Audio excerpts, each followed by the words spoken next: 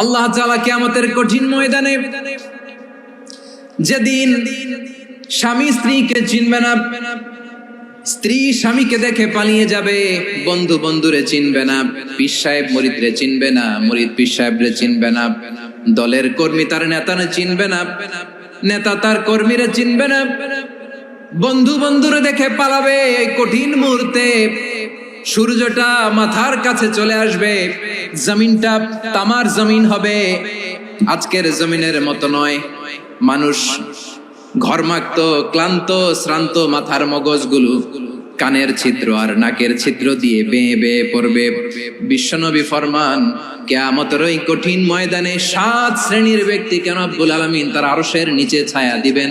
তার মধ্যে প্রথম শ্রেণীর ব্যক্তি হলো ইমামুন আদিল, যে ইনসাফের সাথে বিচার করে, যে জাস্টিস সমাজে সার্ভ করে, যে সুশাসন নিশ্চিত করে, ওই ইমামুন আদিল। আদিল শব্দটা বুঝছেন না? ইন্নাল্লাহা ইয়া'মুরু বিল আদল, পাইছেন? আদিল। 7 শ্রেণীর ব্যক্তিকে আল্লাহ তাআলা সুশীতল আরশের নিচে ছায়া দিবেন, যেদিন তার দেয়া ছায়া ছাড়া কোনো ছায়া থাকবে না। এর প্রথম হচ্ছে ইমামুন আদিল, ন্যায়পরায়ণ শাসক। চিল্লায় বলেন সুবহানাল্লাহ।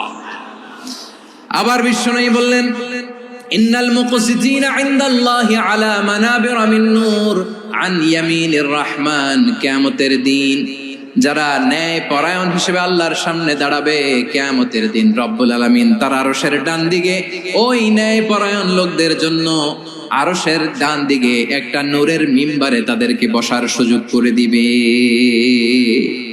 আল্লাহর আরশের ডান দিকে ন্যায় পরায়ণ লোকদের জন্য আল্লাহ তাআলা নূরের মিম্বার বানাবে। 4টে কেন কথা মনে করেছেন? আল আদাল, জাস্টিস। ইন্নাল্লাহা ইয়া'মুরু বিল আদল। আল্লাহ তাআলা এই আদালতের নির্দেশনা দেন, সুবিচার, সুশাসন। প্রিয় ভাইরা, এটা আমরা বাংলাদেশে চাই কি চাই না? এই যে অরাজকতা, এই যে অন্যায়, এই যে জুলুম, এই যে ইনকনসিস্টেন্সি, সমাজের অসঙ্গতির প্রধান কারণ জাস্টিস নাই, সুবিচার নাই, সুশাসন নাই। শেষবারের মতো আওয়াজ করে বলেন তো, আমরা বাংলাদেশে আদল চাই কি চাই না? তাহলে প্রথম